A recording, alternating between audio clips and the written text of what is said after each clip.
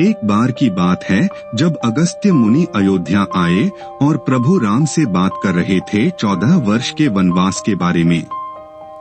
तब अगस्त्य मुनि ने कहा, लक्ष्मण जी की भक्ति अद्भुत थी।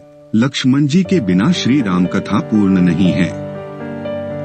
अगस्त्य मुनि बोले, श्री राम सबसे बड़ा वीर तो मेघनाद ही था।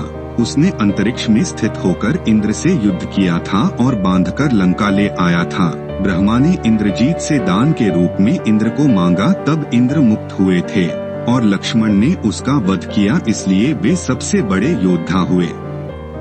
श्री राम को आश्चर्य हुआ, लेकिन भाई की वीरता की प्रशंसा से वह खुश थे। श्री राम बोले, परंतु मैं वनवास में 14 वर्षों तक लक्ष्मण के हिस्से का फल फूल देता रहा। मैं सीता के साथ एक कुटी में रहता था। बगल की कुटी में लक्ष्मण थे। फिर सीता का मुख भी न देखा हो और 14 वर्षों तक सोए न हो, ऐसा कैसे संभव है? अगस्त्य मुनि सारी बात मुस्कुराकर समझ गए प्रभु से कुछ छुपा है। भला दरअसल सभी लोग सिर्फ श्री राम का गुणगान करते थे, लेकिन प्रभु चाहते थे कि लक्ष्मण के तप और वीरता की चर्चा भी अयोध्या के घर घर में हो। अगस्त्य मुनि ने कहा, ठीक है, क्यों न हम लक्ष्मण जी से पूछ ले। लक्ष्मण जी आए। प्रभु ने पूछा, हम तीनों 14 वर्षों तक साथ रहे, फिर तुमने सीता का मुख कैसे नहीं देखा? फल दिए गए फिर भी अनाहारी कैसे रहे? और 14 साल तक सोए नहीं, यह कैसे हुआ?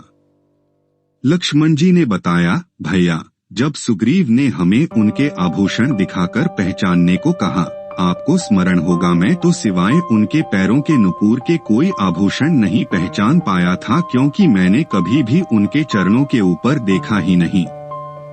14 वर्ष नहीं सोने के बारे में सुनिए। आप और माता एक कुटिया में सोते थे।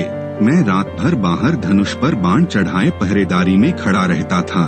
निद्रा ने मेरी आंखों पर कब्जा करने की कोशिश की तो मैंने निद्रा को अपने बाणों से बेध दिया था।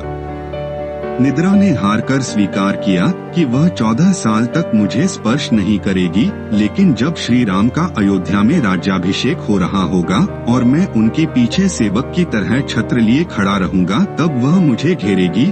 अब मैं 14 साल तक अनाहारी कैसे रहा? मैं जो फल फूल लाता था, आप उसके 3 भाग करते थे। एक भाग देकर आप मुझसे कहते थे, लक्ष्मण फल रख लो।